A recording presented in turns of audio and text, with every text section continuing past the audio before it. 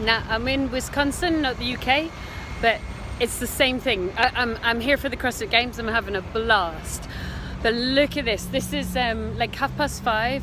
Look at this. Traffic everywhere. Look at that. Traffic everywhere. If you are still commuting, oh my God, I feel for you. I did it myself. Oh my word, look. I mean, these poor guys. Is that what we were brought up for? Honestly, we're human beings. We're supposed to be like physical. We're supposed to love each other, run around, eat, drink, you know, do physical stuff, enjoy community. This is the downside of having a job, whether it's in a metro or the underground or on a bus, or that constrained feeling that you have to commute to work. Please, like that Queen song, you know, break free. Honestly, I used to commute, let me talk and walk. I used to commute like an hour and 20 minutes each way when I lived up in Scotland. My kids were young. I lived in a beautiful home in the middle of the country, at 2.5 acres. So it was this kind of, you know, Enid Blyton paradise for my children and our dog, right? And that was great. And every weekend we pretty much had friends over, and they'd sleepovers, and oh, you don't get an American rabbit. Slightly random, but we don't get them, do we, so much? Well, we do get them, obviously, but not in cities so much. And oh, look at these guys. It's such a shame for them. Anyway, so in order to fund that lifestyle, I had to have a job in a city. And given that I lived in the country, I had to drive an hour and 20 minutes from the countryside in Scotland into Edinburgh, over the Forth Road Bridge. And as you guys can imagine, there aren't that many lanes in the Forth Road Bridge, so you had to go really slowly. And you're sat there for an hour and 20 minutes driving one way, an hour and 20 minutes driving the other way, going to a job I wasn't particularly in love with, and that is a massive understatement. I had a very interesting boss, and that is a massive euphemism.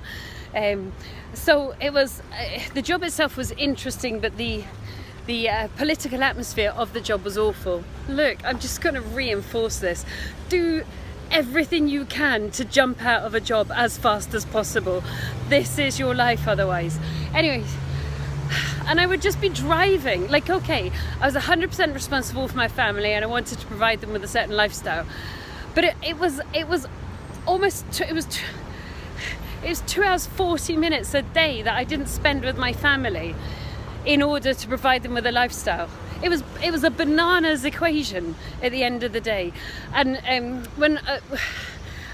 it was one of the many things that made me come to the conclusion, along with pensions, job instability, the joys of politicking in the office, occasional bullying bosses, and just work you don't always believe in. It was one of the many things I was like, oh man, I cannot spend the rest of my life like this.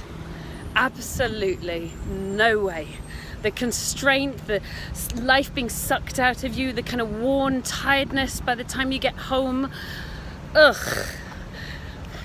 So please, if you're in a job, or if you're thinking that this is going to be your life, please do everything you can. And in my mind, that means property. Buy assets. Assets pay your bills. Look, I'm in America. I just chose to come out to the CrossFit Games.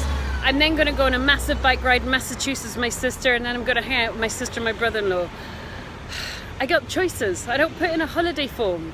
I checked my rent this morning. It's the first of the month. Tenants are supposed to pay rent. I sent late payments to the people that don't. I asked my team to make a phone call to them as well, and about half of them will have paid. So I can do things by distance, and my hourly rate is not tied to my hands anymore. I don't have an hourly rate anymore.